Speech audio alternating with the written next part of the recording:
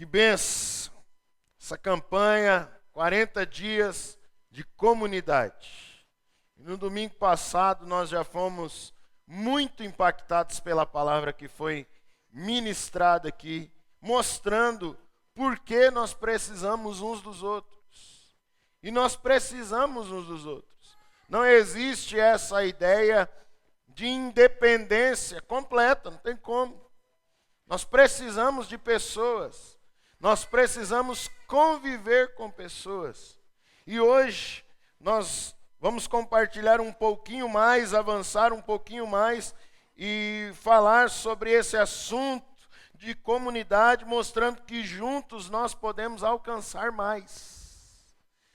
Não é apenas precisar de pessoas, mas é estar pronto para as pessoas que precisam de nós. É alcançar pessoas com aquilo que Deus tem derramado sobre a nossa vida e sobre o nosso coração. E quando a gente olha para a Bíblia, irmão, a Bíblia é maravilhosa. A Bíblia é a palavra de Deus, uma palavra inspirada pelo Espírito Santo de Deus. Porém, quando você lê a Bíblia, você percebe que esse Deus que é todo poderoso, esse Deus que é todo amoroso, esse Deus misericordioso, faz coisas extraordinárias na vida de pessoas que vivem no ordinário, naquilo que é de todo dia, porque a Bíblia não é um livro de pessoas perfeitas. A Bíblia é um livro sobre um Deus perfeito que age na vida de pessoas imperfeitas. Pessoas imperfeitas como eu e como você. Quem é que é casado há mais de 10 anos? Dá um sinalzinho com a sua mão assim. Casado e bem casado. Ergue mais alto ainda. Você está perto da irmã e ergue alta essa mão, irmão. Quando você namorava, você ia deitar na sua cama depois que deixava ela na casa do pai dela. E pensava assim, suspirava. Essa menina é perfeita. Até que você casou. Você suspirava, irmã, e falava assim, encontrei o homem perfeito para a minha vida. Até que você casou com ele. E deu aquela primeira vez assim que você falou, vou torcer o pescoço do abençoado na hora que ele estiver dormindo. Porque a gente é imperfeito. E quanto mais a gente convive com pessoas, mais a gente descobre que as pessoas são imperfeitas e que nós também somos imperfeitos. E embora é muito mais fácil nós notarmos a dificuldade das outras pessoas do que as nossas, nós sabemos que nós não somos perfeitos. E a Bíblia não é esse registro. Quando a gente lê a Bíblia, por exemplo, você chega no livro de Atos, no capítulo 6, você vê uma igreja maravilhosa, mas que tem ali já uma confusão. As viúvas helenistas de origem grega estavam sendo esquecidas na distribuição diária dos alimentos e as viúvas judias eram atendidas primeiro. Acontece ali uma treta já no meio da igreja, é preciso os apóstolos reunir, estabelecer os diáconos e resolver o negócio. Quando você vai caminhando para frente, você vê o grande apóstolo Paulo, o homem que escreveu quase todos os livros do Novo Testamento, lá atrás, quando ainda era alguém que estava sendo discipulado por Barnabé. Quando a igreja inteira não acreditou que Paulo havia se convertido, Barnabé foi alguém que acreditou e falou assim, vamos caminhar comigo, nós vamos viajar junto, vamos pregar o evangelho. O Barnabé leva um sobrinho chamado João Marcos, que é o Marcos que escreveu o evangelho de Marcos. E o Marcos desiste no meio da viagem. Na segunda viagem, o que o apóstolo Paulo fala? A levar esse fujão? Sem vergonha, abandonou a gente no meio da missão. Você vai levar ele agora nessa outra missão? De jeito nenhum. E a Bíblia diz que eles tiveram uma confusão tão grande, no capítulo 15 de Atos, que eles decidiram viajar separados. E não há nenhum registro de que eles viajaram juntos depois. A Bíblia não é um livro de pessoas perfeitas. O apóstolo Paulo, que plantou a igreja de Corinto, agora escreve uma carta para essa igreja, porque a igreja estava subdividida. Alguns diziam assim: não, eu sou de Paulo. Tinha um pregador lá na igreja que pregava bem para danar, que chamava Apolo, e alguns irmãos falavam assim: não, eu sou de Apolo. Outros diziam: eu sou de Pedro. E outros na igreja diziam: eu sou de Cristo. E pasme vocês, os piores da igreja eram os que diziam que eram de Cristo, porque eles não se submetiam a liderança nenhuma. O cara vinha pregar a palavra: não, sou de Cristo. Igreja subdividida. Então, quando a gente olha para a Bíblia, a gente não vê um livro de pessoas perfeitas. Porém, quando a gente olha para o contexto de todos esses dilemas que a gente viu aqui, nós vemos que a palavra vai combater esse tipo de atitude. Por quê? Porque o Senhor não está dividido, Jesus não está dividido, Cristo não está dividido. 1 Coríntios capítulo 1, versículo 13, a parte A do versículo, o apóstolo Paulo faz uma pergunta que contém a resposta em si. Ele diz assim: Cristo está dividido? Existe um Jesus para cada lugar? Existe um Cristo para cada igreja? Não, Cristo não está dividido. E a gente vai ver que a palavra combate essa ideia e esse tipo de atitude, porque a igreja é o corpo de Cristo. E ela precisa caminhar em unidade. Olha o que diz a palavra em Efésios capítulo 4, a parte A do versículo 4 também. Há um só corpo. Há um só corpo. E um só Espírito. Um só corpo e um só Espírito. Então nós precisamos aprender que não é uma frase de efeito quando a gente diz juntos nós somos melhores. Não é um jargão de uma campanha. Não é uma palavra somente para gerar um efeito positivo no seu coração. Não, quando a gente fala que juntos nós somos melhores, isso é estilo de vida. É como nós queremos viver, é como nós queremos caminhar. Porque, irmãos, isso vai refletir em todas as esferas da nossa vida. Todas as esferas da nossa vida. Quando a gente fala juntos nós somos melhores, nós não estamos falando apenas do culto de domingo. Não. Nós estamos falando de tudo que envolve a nossa vida. E o problema é que se a gente caminha contra isso, com as nossas atitudes, nós não vamos conseguir viver isso, por mais que a gente fale, juntos nós somos melhores. Se nós caminhamos contra isso, com as nossas atitudes no dia a dia, nós não vamos conseguir viver essa frase. E essa frase não é uma frase para ser falada, é uma frase para ser vivida. Por quê? Olha, a gente quer unidade lá no nosso trabalho. Não é bom quando a gente trabalha numa equipe unida? A gente quer unidade. Mas aí a gente se isola das pessoas. Como é que vai ter unidade? A gente quer unidade na nossa família, mas quando a nossa família precisa da gente, a gente fecha o coração. A gente quer unidade no meio da nossa sociedade, mas nós segregamos o nosso Cristo. Nós dizemos que Cristo é o nosso Cristo, é o nosso Senhor só, é da nossa igreja. Nós não oferecemos Cristo para ninguém. Eu já ouvi alguém dizer a respeito da igreja: eu preferia muito quando a minha igreja era bem pequenininha, que os irmãos eram mais unidos. Foi quem disse que o povo se desuniu? Talvez você ficou longe de todo mundo. Mas não é porque é pequeno que é necessariamente mais unido. Por quê? Porque a igreja não está presa em quatro paredes. A igreja está viva e caminhando pela cidade. E é por isso que juntos nós somos melhores, então juntos nós conseguimos alcançar mais vidas, mais pessoas, levar Cristo mais longe. Agora olhe comigo esse texto que você tem aí no seu esboço. Você pode acompanhar aqui à frente, se você desejar abrir a sua Bíblia também. Onde você preferir. Essa igreja é uma bênção, né? Por falta de lugar, é que você não fica sem ler Bíblia de jeito nenhum. Filipenses, capítulo 1, versículo 27. Esse versículo é maravilhoso, irmãos.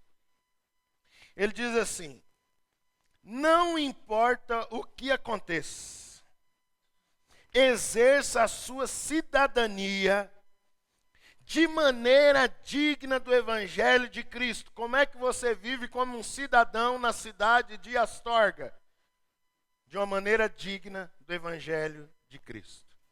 Como é que eu exerço minha cidadania nessa cidade? De maneira digna do Evangelho de Cristo. Para que assim, quer eu vá e vos veja, quer apenas ouça ao seu respeito em minha ausência, fique eu sabendo que vocês permanecem firmes em um só espírito, lutando unânimes pela fé evangélica ou pela fé do Evangelho. Aqui a gente tem que a gente chama uma das cartas da prisão do apóstolo Paulo. Uma das cartas que ele escreveu enquanto estava preso em Roma, por causa da pregação do Evangelho. Qual era o motivo da pregação, da prisão de Paulo? Pregar o Evangelho. E ele vai preso, e ele continua pregando o Evangelho, e ele diz ainda que tudo que tinha acontecido com ele contribuiu para o progresso do Evangelho.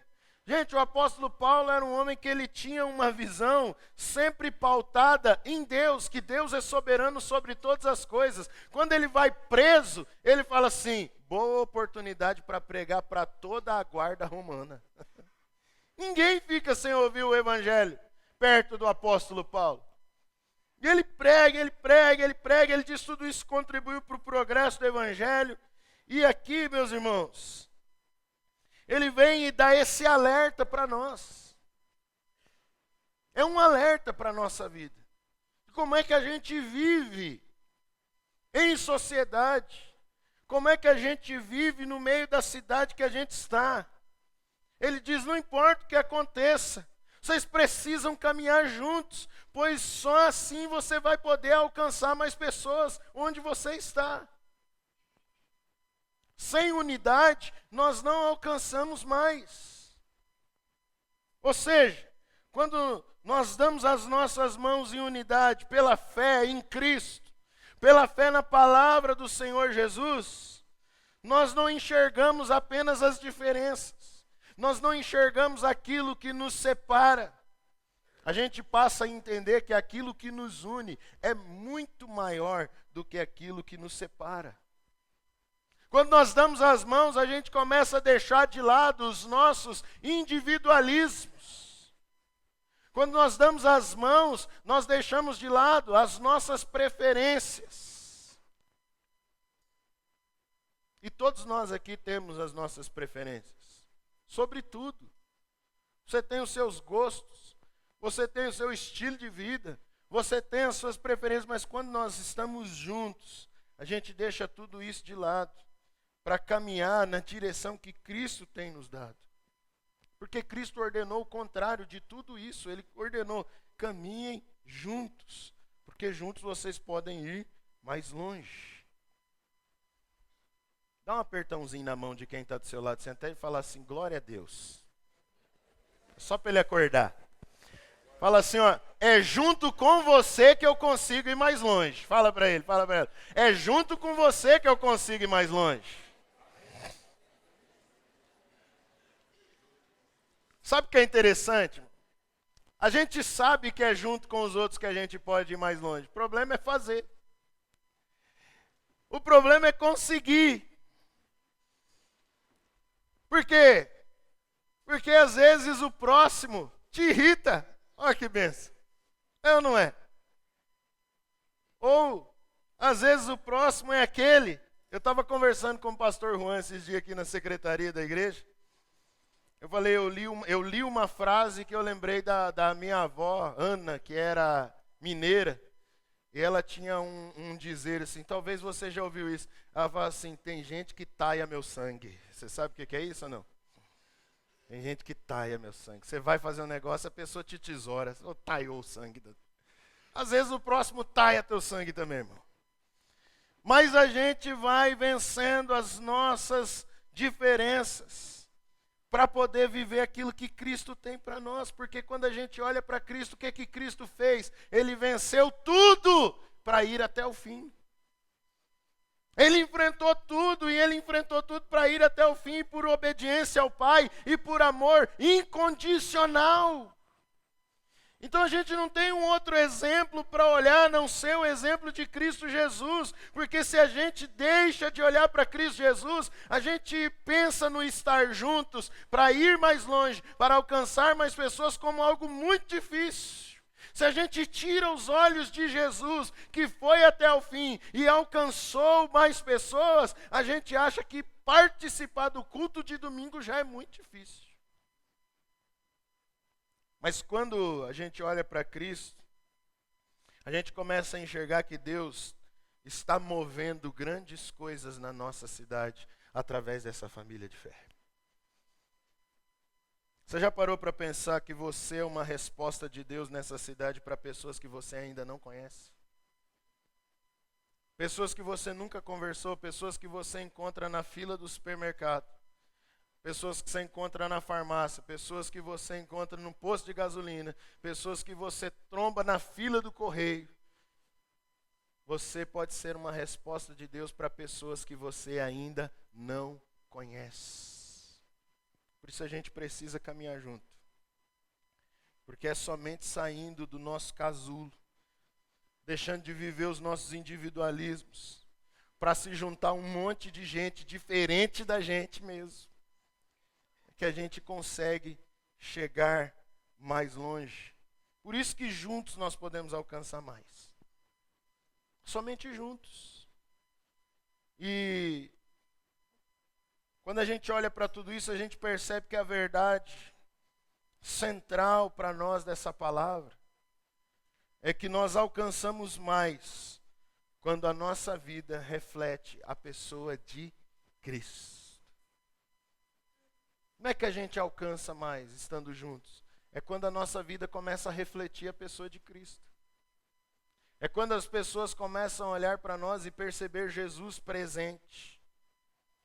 É quando as pessoas começam a olhar para nós e perceber que, embora nós tenhamos as nossas características, embora nós tenhamos os nossos gostos, embora nós tenhamos as nossas preferências, embora você tenha o seu jeito de ser talvez mais extrovertido ou talvez mais introvertido, mas embora nós tenhamos tudo isso, as pessoas começam a perceber Cristo presente na nossa vida, em cada palavra e em cada atitude.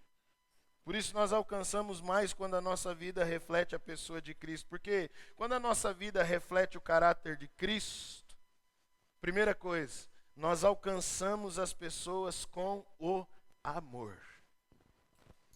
Nós alcançamos as pessoas com o amor.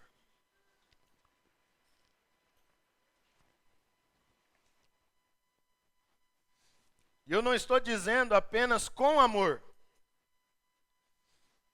Você ter amor, ou você ser apenas uma pessoa meiga ou amorosa. Eu estou dizendo com o amor, utilizando-se dele como uma ferramenta para que vidas sejam tocadas e mudadas para melhor. Se utilizando do amor como uma ferramenta para abençoar pessoas. Nós alcançamos as pessoas com o amor. Olha o que diz a palavra de Deus. No Evangelho de João, capítulo 13, versículo 34 e 35. Jesus está para morrer. Ele se reúne com os seus discípulos para comer a Páscoa. E ele começa a dar algumas instruções aos seus discípulos antes de morrer. E ele diz assim: um novo mandamento dou a vocês. Amem-se uns aos outros. Como eu os amei, vocês devem amar-se uns aos outros. Com isso todos saberão que vocês são meus discípulos, se amarem uns aos outros. Como é que as pessoas vão saber que nós andamos com Jesus? Se nós amarmos uns aos outros. Se nós vivermos em amor.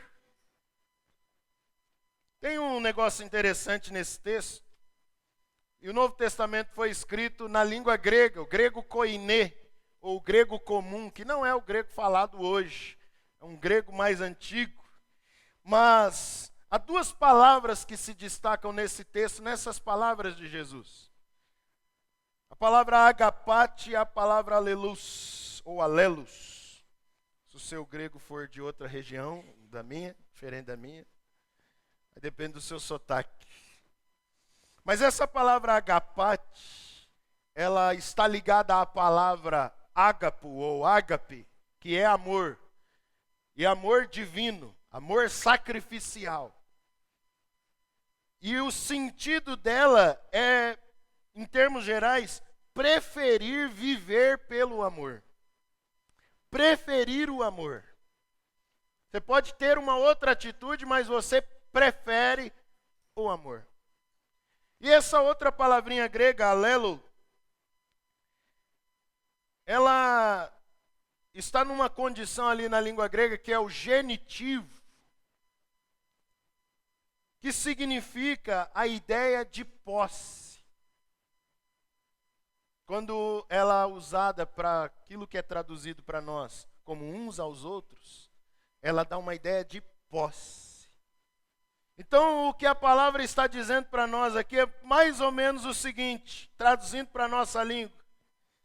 É como se ela estivesse indicando para nós que eu decido, ou eu prefiro, viver pelo amor sacrificial, e que esse amor não é meu, ele é de posse do outro.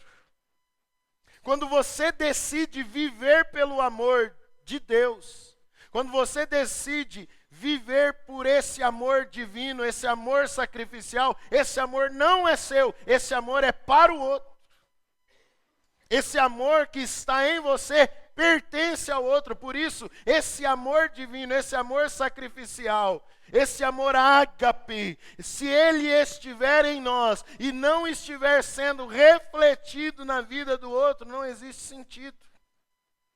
Ele perde o seu sentido de ser. Ele só tem validade se ele está sendo derramado sobre a vida do outro. Porque esse amor não é meu, esse amor é para o outro. Isso é profundo demais, meus irmãos. Porque quando Jesus está dizendo amem-se uns aos outros, ele está dizendo eu derramei um amor sobre a sua vida que não é para você. Esse amor é para que você derrame-o sobre a vida dos outros. Agora, vamos lá. Tudo isso é legal, né? É uma teoria maravilhosa. Os nossos stories no Instagram, os nossos status no WhatsApp estão cheios de amor, né? Maravilha. A gente entra nas redes sociais e a gente vê o amor espalhado para tudo que é lugar. Mas a pergunta é, no dia a dia, como é que é a nossa prática em relação a esse assunto? Vamos ser honestos, irmão. A gente não gosta de praticar o amor. A gente gosta de falar dele. E é bom falar sobre o amor. A gente poderia ficar aqui horas e horas só explanando esse assunto aqui do Evangelho de João, Jesus falando sobre essa palavra amor. A gente poderia gastar dias e mais dias em um estudo sobre o amor, mas a prática do amor não é fácil. A prática do amor não é algo simples. Quando você precisa exercer esse amor divino, esse amor sacrificial, não é fácil. E a gente tem as nossas desculpas, tem ou não tem? A gente fala sobre amar, aí a gente diz assim, mas as pessoas são difíceis demais. Você conhece alguém difícil? Você convive com alguém difícil? Se você não convive com alguém difícil, dá uma olhada no espelho de manhã, você vai achar alguém muito difícil. Muito difícil. Você convive com aquelas pessoas que tem algumas complicações. Você tem horário para conversar? É ou não é? Tem gente que de manhã é um caos. Não acorda se não tomar uma xícara de café. Eu sou assim também. Minha esposa que sabe. Você fala com a pessoa de manhã, o máximo de resposta que a pessoa dá é... Né? Não tem gente que é assim. De tarde está uma alegria, você fala assim, Jesus voltou. Tem gente que é difícil, e é só que a gente olha para as pessoas e fala, as pessoas são difíceis. Ou a gente exerce o nosso direito, que não existe, mas na nossa cabeça existe, o nosso direito de julgamento. A pessoa não merece. Quem que decidiu isso? Quando que foi o tribunal que nós não acompanhamos? Não, aquela pessoa não merece. Por que não merece? A gente olha para as outras pessoas e fala assim, eu queria chamar aquela pessoa para a igreja, mas aquele lá não tem jeito não. Eu converti por um milagre, só pode ter milagre na tua vida, na vida do outro não pode. Nós exercemos os nossos julgamentos. Ou às vezes a gente vai para um campo mais complicado, a gente diz assim, pastor, você fala que a gente tem que amar, mas você tem ideia o quanto as pessoas me magoaram lá em 1900 e antigamente?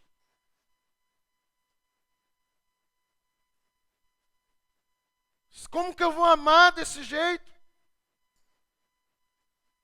Nós pegamos as nossas muletas e nos escoramos nela para poder dizer, não dá. E se não desse, Jesus não teria deixado como mandamento. Porque Jesus nunca iria pedir algo impossível para você. Você sabe, nosso Deus tem atributos que a gente teologicamente chama de comunicáveis e incomunicáveis. Os incomunicáveis são aquilo que Deus é e você não dá para ser. Não tem jeito. Comunicáveis é aquilo que Deus é e te dá condições de ser. Por algum acaso, Deus já te pediu para você estar em todos os lugares ao mesmo tempo? Deus já te pediu para ser onipresente? Tem um mandamento na Bíblia dizendo assim, seja onipresente. Tem gente que gosta, né, de estar em todos os lugares ao mesmo tempo, para saber tudo. Mas Deus nunca te pediu isso. Mas Ele diz, amem uns aos outros. Amem uns aos outros. Nas palavras do pastor Francis Chan, é sobre um outro assunto, mas ele diz algo que é muito relevante sobre essa questão. Ele diz assim, em outras palavras, eu passo a acreditar que eu tenho o certo direito de desobedecer a Deus por causa da dimensão das minhas responsabilidades. Eu tenho meus BO, eu tenho minha vida para resolver. Eu tenho minhas coisas para fazer, então não dá para amar. As pessoas são difíceis. As pessoas são complicadas. Ah, pastor, se você soubesse como é que é a minha família, você não ia falar para eu amar nunca. Mas não fui eu que falei, foi Jesus, irmão. Foi Jesus. Você já teve a impressão? Fala a verdade. Se você tiver coragem, ergue a mão. Você já teve a impressão, ou você já pensou assim, Deus, não é possível, eu nasci na família errada.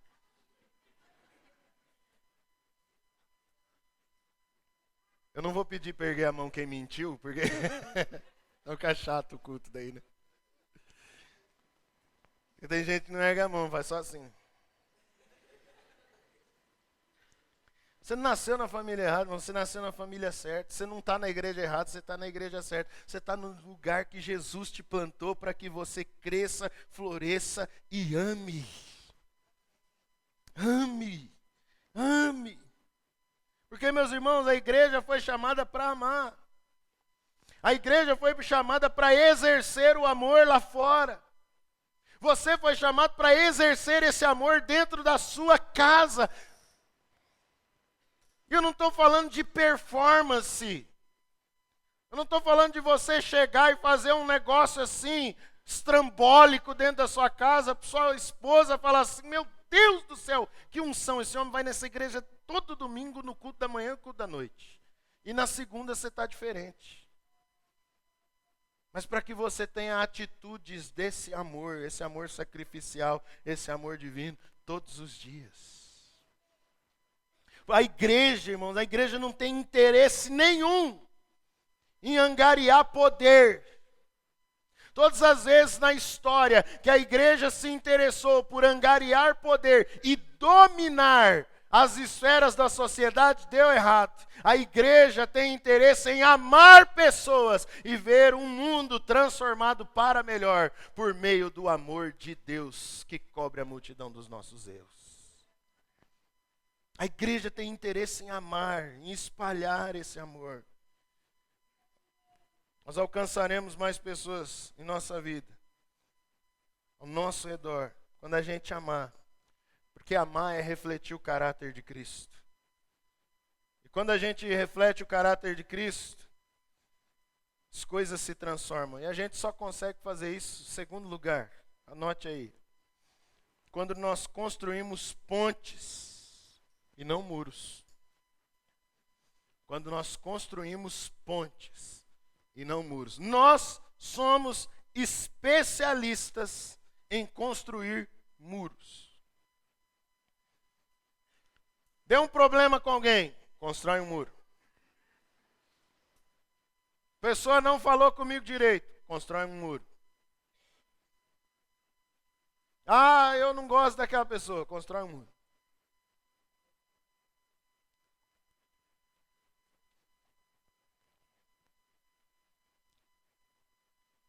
Você já foi a uma festa que você conhecia 3 ou 4 pessoas só? É um desespero, né?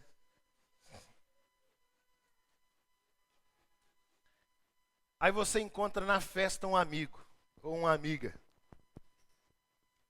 Aí você olha para sua amiga e fala sobre uma pessoa que você não conhece. Fica a cara daquela mulher ali, não. Já fez isso? Eu pergunto por quê? O que aconteceu? Qual foi o problema? Aí a gente vai e faz o quê? Constrói um muro. Um dia nós tivemos uma reunião de oração no seminário. 2010, meu primeiro ano de seminário. Irmão, eu sempre fui assim, desse jeito, sabe? Não precisa explicar muito, né? Mas quando era mais novo era pior. E eu fui pro seminário, irmão. Um dia teve uma reunião de oração. Tinha um menino que estava ali, já era veterano. E pediram para orar uns pelos outros. E ele me chamou assim, perto da bateria. Ele era baterista. Ele me chamou perto da bateria que tinha na capela e falou assim: queria orar por você. E queria que você fizesse uma oração por mim também. Ó, que benção. Fui animado. Ele sentou comigo assim no chão. Ele falou: mas antes eu queria falar uma coisa para você. Eu queria te pedir perdão. Perdão do que? Pensei. Eu nunca conversei com ele.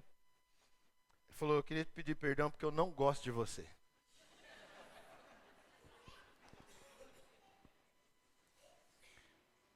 Eu não gosto do seu jeito de falar. Eu sempre tive mania de ficar cantando. Aí eu comecei a me policiar também, né, irmão? Porque a gente que é muito canarinho assim, você incomoda os outros também, né? Você fica cantando, cara, isso me irrita.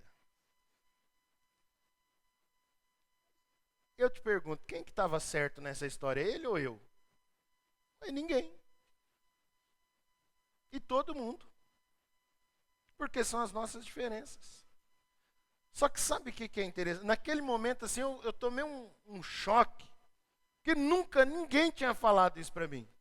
Não desse jeito. De outro jeito já. Mas desse jeito nunca. Isso me deu um choque. Mas foi um choque positivo. Porque depois que eu saí dali, que eu sentei no meu quarto, que eu fui raciocinar sobre a questão, até então estava meio atordoado ainda, da pancada. Eu não gosto de você. eu pensei, isso é construir ponte e não muro. O problema é que a gente não resolve. A gente não conserta. A gente não senta para explicar e falar assim, ó, eu acho que isso aqui está errado. Olha, a gente poderia junto fazer assim. O que você acha? A gente não tenta. E a gente vai olhando para as pessoas, construindo os nossos julgamentos, construindo as nossas percepções, vendo aquilo que a gente acha que está certo, que está errado, e ao invés de construir uma ponte para que as pessoas tenham acesso a nós, nós levantamos as nossas muralhas e ficamos ali com a ilusão de que estamos ali protegidos. E nós não estamos protegidos de nada. Estamos protegidos de nada. Olha esse texto. Esse texto é maravilhoso, irmão.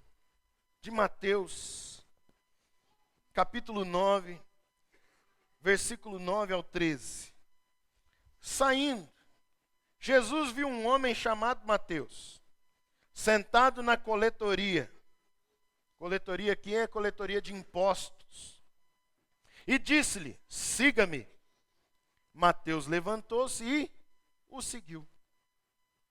Estando Jesus em casa, ou na casa de Mateus, foram comer com ele e os seus discípulos muitos publicanos e pecadores. Vendo isto, os fariseus perguntaram aos discípulos dele, por que o mestre de vocês come com os publicanos e pecadores?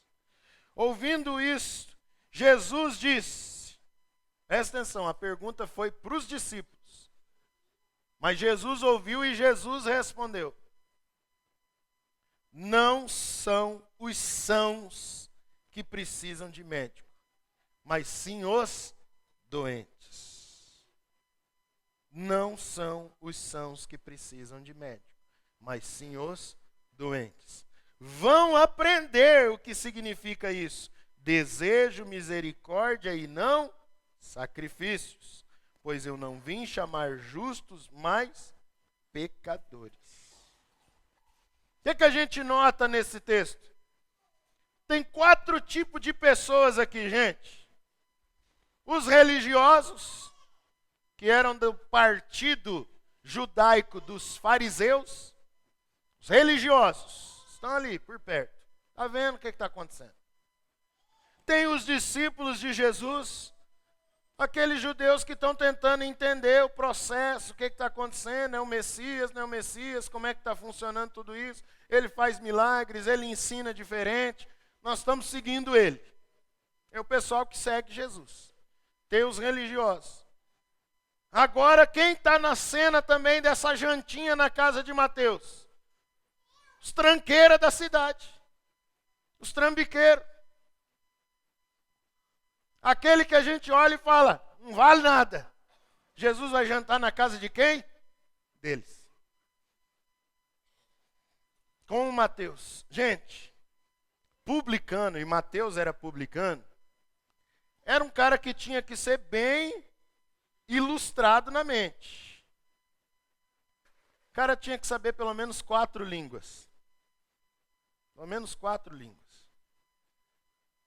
O latim, que era falado pelos romanos, o hebraico, que era a língua sagrada, o aramaico, que era a língua do povão, e o grego, que era a língua comum no mundo, o inglês de hoje. O cara tinha que ter ciência do que ele estava fazendo. Só que ele era um judeu que cobrava imposto para Roma. Imagina como é que era o coração dos judeus em relação a um judeu que cobra imposto de você para outra nação. Gente, era como se nós passássemos pelo desplante de sermos dominados pela Argentina e um brasileiro cobrasse imposto de você para a Argentina.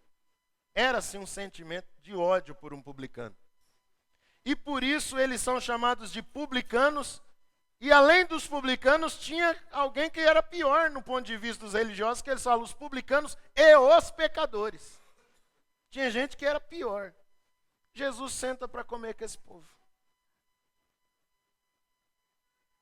A pergunta, e a gente vê toda essa gente aqui nessa cena, religiosos, discípulos de Jesus, Jesus no meio de todo mundo, os trambiqueiros, como é que mistura esse povo? E a resposta é simples, irmão. Não mistura. Não mistura. Tem como mesclar esse povo aqui. Só que o que Jesus ensina a fazer? Vocês estão aqui nesse exato momento construindo muros. Mas eu vou ensinar vocês um caminho diferente. O caminho de derrubar os muros e construir pontes. Por que pontes? Porque não é simplesmente derrubar um muro e não dar acesso para ninguém. Mas através das pontes você consegue caminhar e chegar lá onde as pessoas precisam de você. Não é sobre simplesmente não deixar que as pessoas cheguem, mas você sair de onde você está e chegar onde essas pessoas estão, precisando da sua presença. Precisando de você lá. Precisando de você para estender as mãos. Como é que a gente constrói essas pontes? Não é fácil, mas tem como. A gente constrói as pontes, irmão, vencendo o individualismo da gente. A gente precisa de mais empatia na vida. A gente gosta de colocar a culpa na pandemia de um punhado de coisa, né? A gente fala, depois da pandemia, tal coisa, depois da pandemia, depois da pandemia. Mas um fato, o pastor disse isso um dia aqui, eu não me lembro se foi numa terça-feira de oração, que de fato a pandemia, na verdade, não mudou muita coisa. A pandemia só revelou aquilo que já estava no nosso coração. A pandemia só revelou aquilo que já estava dentro de nós. A forma como a gente era. Você. Quando começou a pandemia, tanta gente que eu escutei falando assim, na pandemia eu vou orar mais. Orou? Mas série da Netflix foi assim, de punhado. Então a pandemia ela veio para revelar muita coisa que está no nosso coração. Mas fato é que depois dessa pandemia que a gente passou, nós ficamos mais individualistas e cada vez menos hospitaleiros. A gente não gosta de receber ninguém, não. A pessoa te manda uma mensagem, está em casa, você... Meu Deus.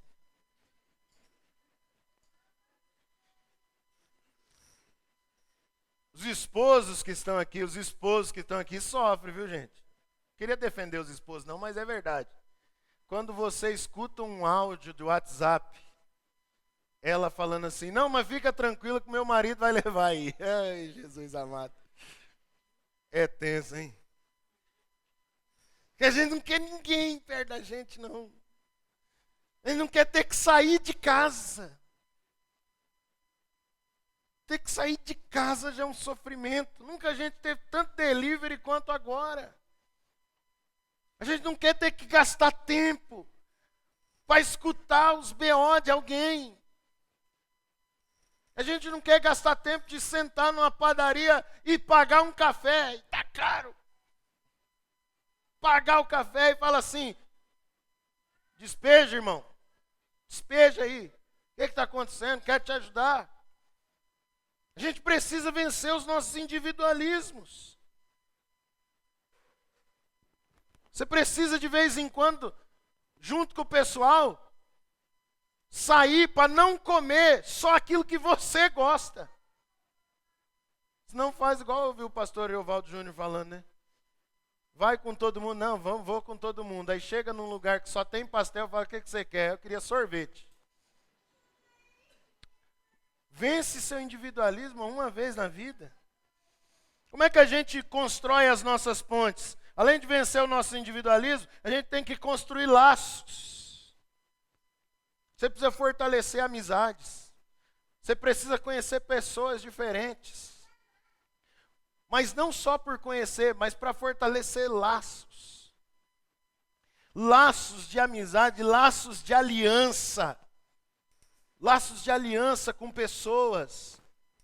Laços de aliança não são movidos por interesses, naquilo que o seu amigo tem, no que o seu amigo pode te oferecer. Laços de aliança é por causa da pessoa. Ela pode ter tudo ou não ter nada, mas você está ali por causa da pessoa. A pergunta para você refletir, indo para sua casa. Você está fortalecendo o laço de aliança com quem? Com você mesmo? Você precisa decidir, irmão, se mover, sair do lugar. Construir uma ponte. Como é que a gente constrói pontes? Criando estratégias simples e eficientes. O que o Mateus fez para que os amigos dele estivessem perto de Jesus? Um rango. Uma jantinha. Talvez você não é um expert em fazer janta. Tem dois tipos de gente em relação à comida. Dois tipos de gente. Eu consigo ver esses dois tipos de gente na minha vida e na vida da minha esposa. Dois tipos de gente na comida. Quem cozinha e quem faz combustível. É só para seguir vivo. É combustível. A minha esposa, graças a Deus, não dá para ver, né? Cozinha. Eu faço combustível. Quando eu vou cozinhar, irmão, é só o básico do básico do básico. É melhor pedir uma pizza. O que você pode fazer? O Mateus fez uma janta. Falou, Jesus, vamos comer lá em casa? Vamos. Vou chamar meus amigos. Eles precisam ouvir o que o Senhor tem para falar. Qual foi a última vez que você pensou numa estratégia simples e eficiente? Você tem uma empresa. Você tem uma empresa, faz um café para esses funcionários. Lê um texto da palavra. Você tem amigos, você tem pessoas que estão com você todos os dias. Para de construir muros, constrói uma ponte, deixa as pessoas chegarem até você. Quando a gente olha para a vida, a gente percebe que tem um desejo crescente no nosso coração e um anseio por tudo isso. E por último, nós vamos refletir o caráter de Cristo. Se nós nos importarmos de maneira prática, é quando a gente se importa de jeito assim, que é prático, não é teórico.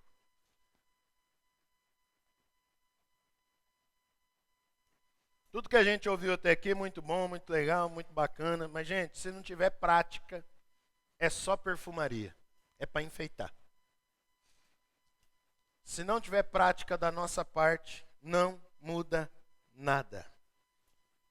Olha o que esse texto de Tiago diz.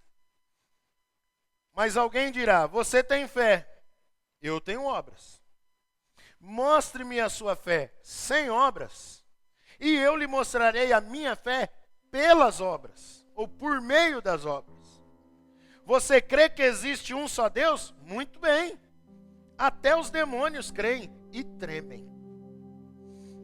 O que o Tiago está mostrando para a gente é que tem níveis de fé diferentes. Níveis de fé. E ele vai mostrar que existe um nível de fé em Cristo Jesus que só se concretiza de maneira prática. É praticando aquilo que você diz que crê.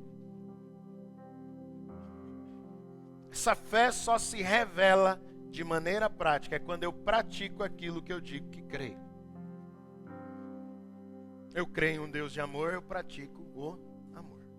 Eu creio em um Deus de misericórdia, eu exerço misericórdia para com os outros que falham comigo. É prática. É prática. E se não tiver prática, não tem como.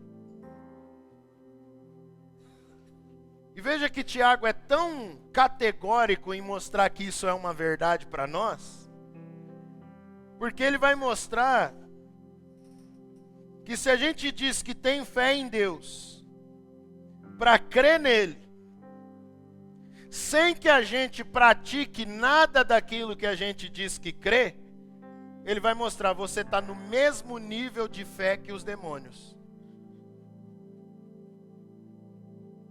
Interessante, né? Se você diz que crê em Deus, ele vai falar, que bom, até os demônios dizem.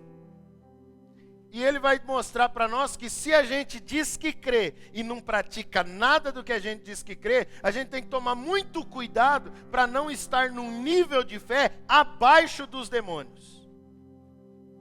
Porque ele diz, até os demônios creem e tremem. Se a gente diz que crê em Deus e vive como se Ele não existisse no nosso dia a dia, você está num nível de fé abaixo dos demônios. Porque demônios tremem diante de Deus. Você treme diante de Deus? Por isso ele vai mostrar, a nossa fé se revela de maneira prática. É quando a gente pratica. Eu não estou dizendo, irmão, que você tem que ser perfeito, porque nós não somos perfeitos. Mas o que eu estou dizendo é que a nossa vida precisa de um diferencial prático. Não dá para a gente vir celebração após celebração e sair daqui para viver do mesmo jeito. Alguma coisa na semana precisa mudar. E a gente pode fazer N coisas. Talvez você não seja um cara que vai conseguir sair daqui e fazer grandes coisas, mas você pode sair daqui para fazer uma coisa diferente. Fala assim, eu queria tratar generosidade no meu coração. Deus falou com você alguma coisa em relação à generosidade. Sai daqui e dá uma oferta para alguém que você não conhece. Oferta, não é esmola não, oferta de verdade. Arranca aquela nota da carteira, aquela doída mesmo, sabe? Aquela que sai com dificuldade. Dá uma oferta para alguém que você não conhece. Ó, isso aqui Jesus mandou te dar, te abençoar. Ah, eu preciso tratar a misericórdia no meu coração. Quando as pessoas falharem com você, lembre que Deus tem sido misericordioso com você todos os dias, quando você falha. E age de acordo com isso. É prática. A gente aprende e pratica, aprende e pratica, aprende e pratica. Para praticar tudo isso, irmão, não é fácil. Mas a gente precisa de intencionalidade. Se você não for intencional naquilo que você está fazendo, você não consegue praticar. Precisa ser intencional. Falar, eu quero fazer. Eu não consigo fazer todas as horas, mas eu quero fazer. É igual oração. Oração é intencional. Você acorda de manhã, fala, que dia lindo, maravilhoso. Vou fazer 2 horas de oração em jejum o dia inteiro. Hoje eu estou animado para isso. Claro que não. Tem gente que já acorda morrendo. Tem que pôr lá para o lado de fora de casa, para o sujeito ir trabalhar. Mas tem que ser intencional no negócio. Fala, opa, não quero, mas eu vou fazer. Eu não quero perdoar, mas eu vou perdoar. Eu não quero. Não é o que está no meu coração, mas é o que eu preciso. É o que eu preciso. A gente tem que ser intencional. A gente tem que ter relacionamento de perto com as pessoas. Você quer virar um mito? Um mito. Uma pessoa assim, admirável, perfeita. Fica longe de todo mundo. Se isola. Todo mundo vai olhar e falar assim, mas que gente boa, hein? Aí começa a se relacionar. As pessoas vão ver os teus defeitos. Mas todo mundo os tem. Gente, pessoa perfeita. Você já viu uma foto da Cordilheira dos Andes? É a coisa mais linda, de longe, tá? De foto. Vai lá. Você começa a escalar, começa a ver que é difícil. Você começa a subir a montanha, você vê que tem dificuldade no caminho, bicho morto, fedendo. Tem um monte de coisa. Tem dificuldade. Não tem pessoa perfeita. Por isso a gente precisa aproximar os nossos relacionamentos. estreitar os nossos laços. Você precisa de paciência. Paciência. Mais paciência. Mais paciência que essa mulher que Deus te deu. Mais paciência com o irmão aí. Mais paciência com as pessoas do seu trabalho. Mais paciência com seus filhos. Mais paciência com a vida. Mais paciência com os irmãos da igreja. Mais paciência no trânsito. Paciência. Você também dá umas barbeiradas. Paciência. Tem como a gente praticar tudo isso sem paciência? Paciência com você. Às vezes está faltando paciência com você. Você já começou a fazer uma coisa e parou dezenas de vezes porque você não tem paciência com você mesmo. Você quer as coisas assim, ó, do dia para a noite. Paciência. Esperança em fé. Você tem que esperar, mas ter fé. Quem move as coisas é Deus. Quem transforma todas as coisas é Deus. Não é a gente. Não é a gente. Oração uns pelos outros. Tudo isso, gente, é prática. É prática.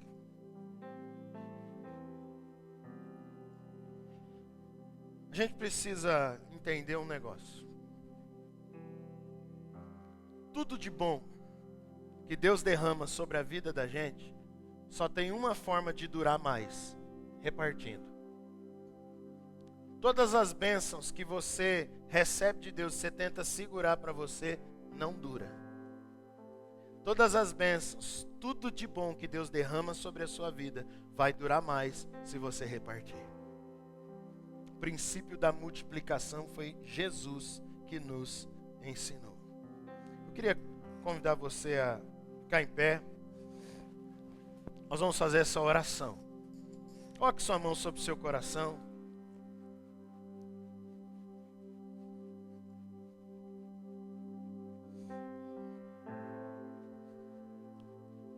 Existem pessoas que estão no seu caminho, que precisam de Deus, e elas receberão através de você. Elas receberão através de você quando você praticar a sua fé em Cristo. Quando você revelar o caráter de Cristo, agindo com amor. Quando você revelar o caráter de Cristo nos momentos da sua vida, construindo pontes, dando acesso às pessoas, indo até as pessoas. Porque, gente, tem pessoas que passam por você todos os dias que estão feridas. Pessoas que estão machucadas, pessoas que estão desanimadas. Há pessoas enfrentando portas fechadas na vida. Tem pessoa que é fechada em si, precisa de proximidade. Tem pessoa que precisa de acolhimento, de uma oração. Tem pessoa que precisa de um abraço, de um sorriso. E a gente foi chamado para alcançar. Mas a gente só vai alcançar se a gente estiver junto. Tem gente desnorteada precisando de um rumo. E você é esse elo que liga as pessoas. Você é esse meio que Deus tem nessa terra e nessa cidade para abençoar pessoas que estão perto de você todos os dias. Então eu queria que você fizesse essa oração comigo. Senhor, coloca a tua mão sobre a nossa vida, Pai.